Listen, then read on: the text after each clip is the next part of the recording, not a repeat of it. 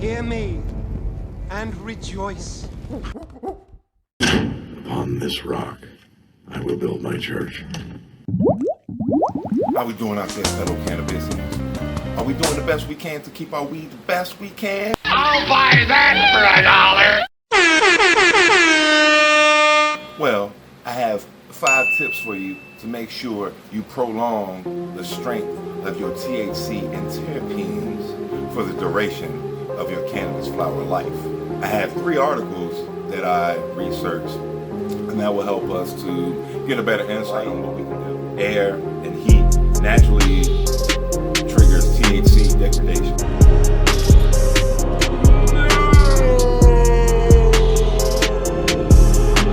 If you're looking to avoid this, it's important to provide a stable environment for your cannabis and avoid erratic changes in temperature and humidity.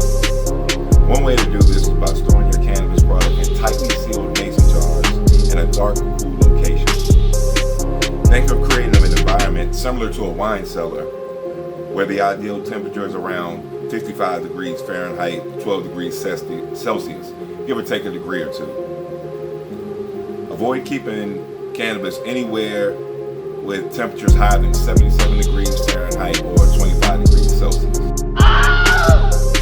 No! So what is THC degradation? THC degradation refers to the reduction in the quality and quantity of the THC after cannabis plants have been harvested. THC naturally degrades into cannabinol or CBN when it's harvested and dried. When kept in ideal conditions at the right temperature, cannabis degradation is quite slow. This means the cannabis flower can be dried and cured for several months before THC levels start to degrade significantly.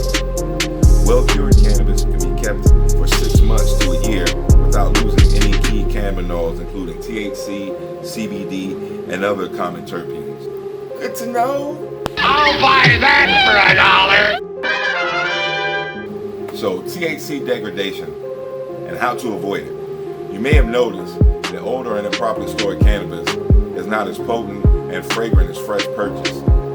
That's because cannabis drying and curing doesn't stop the many processes that cause THC to break down, called THC degradation.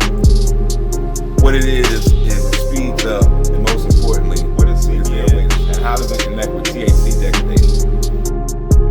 Unlike terpenes, THC doesn't evaporate when it degrades. It transforms into another cytocannabinol altogether, called cannabinol, CBN. CBN is known for its relaxing properties. It's theorized that CBN is responsible for causing what may be heard of as couch lock effect. When you're high, it's not an energetic one, but a deeply sedated one. Unsurprisingly, CBN is being explored for researchers for its potential as a sleep aid. Got that.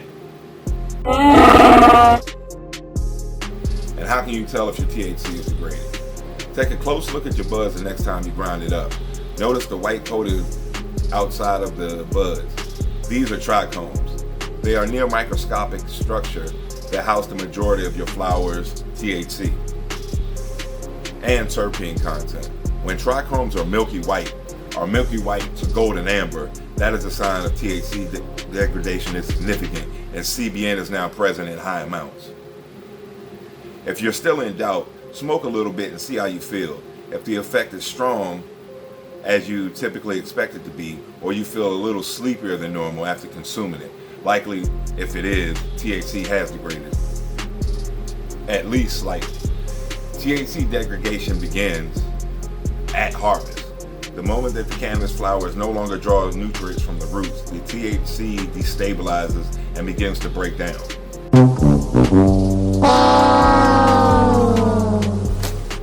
So what are some main factors that help to break down THC? We'll go with light. Sunlight or UV ray is the worst. It is one of the most rapid ways to break down THC. Basically destroy all the terpenes and potency of your flower and flavor. Heat. Storing your cannabis, I would say really over 60 degrees is a death trap. I usually store, and I have heard as a rule of thumb, from some experts, if you cure it from 60 to 65 degrees, then you probably want to keep it in that range or lower when you're storing it over a long period of time. Oxygen, that breaks down everything. You don't want to leave your cannabis wide open. So the solution, I personally vacuum seal most of what I'm not using. Harvest quite a bit at a time, anywhere from like 5 to 8 pounds. It's just me. So vacuum sealing really ensures that I'm going to keep all the flavors and the high of the moment I put it into the bag. Mason jars are another great way, even vacuum humidity jars. Most store-bought cannabis is around 62% humidity. I personally like mine around 61, 60% humidity. A little dry out, but still moist, spongy. Humidity packs are a great way, once it's stored inside of mason jars, to keep the humidity where you need it to be. You don't want it to dry out too much, and you don't want it too wet. That's when mold and problems start. Well, I hope I gave you something to think about, things to consider. You enjoy yourself, fellow Cannabisians, because I know I did. About to go check on my stuff right now.